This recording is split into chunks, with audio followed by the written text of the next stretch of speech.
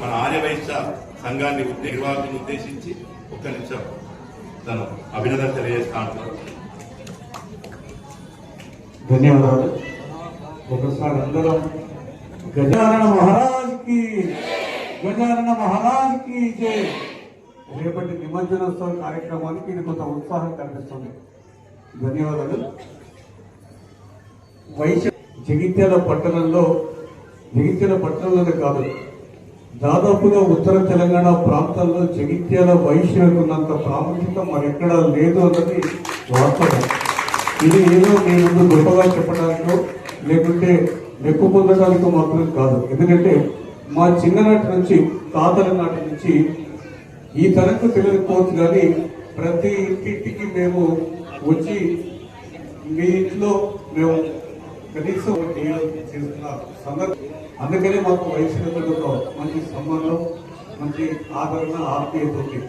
నేను పాత్రికేయులే కాకుండా అందరి వ్యక్తులందరితోటి ఒక మంచి అనుబంధం ఉన్న సందర్భంలో ఇక ఈ రోజు అంటే నవరాత్రి ఉత్సవాలు జరుగుతున్న కార్యక్రమం విశేషం ఏంటంటే జగిత్యాల జిల్లా కేంద్రంలో, ఇప్పుడు జిల్లా కేంద్రంలో నాకు తెలిసినంత వరకు మొట్టమొదటిగా వినాయక ప్రతిష్ఠ చేసింది, వినాయక మండలి చేసింది జగిత్యాల కేంద్రంలో. ఇది మొట్టమొదటి. ఎందుకంటే మొదటిది ధర్మశాల ప్రాంతంలో, రెండవది మన మార్కెట్ వెనుక వైపు అక్కడ పద్మశాలను చేసిన గణపతి, మూడవది వైశ్య సంఘంలో మాత్రమే. అప్పుడు కేవలం 3 వినాయకులు మాత్రమే నాకు తెలిసినంత వరకు. అది ఈ విశిష్టత. మేము ఎప్పుడు కనీసం 9 రోజులు ఏదో ఒక రోజు రావాలి అనుకుని ఈ రోజు చివరి రోజు రావడం వల్ల ఆశీస్సులు తీసుకోవడం జరిగింది.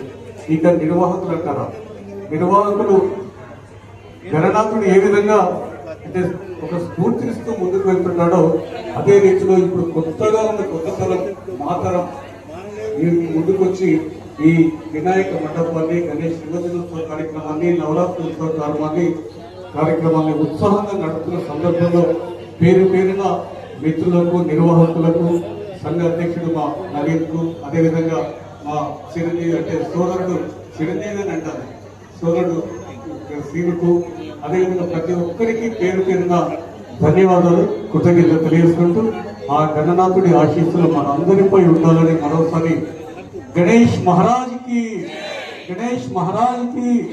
Thank you. నాకు ఈ అవకాశం ఇచ్చి అంటే మీ అందరి ముందు 2 మాటలు మాట్లాడే అవకాశం ఇచ్చినందుకు ఆ గణనాథుడికి, మాతలకు, సోదరిమణులకు, మా సోదరులందరికీ కూడా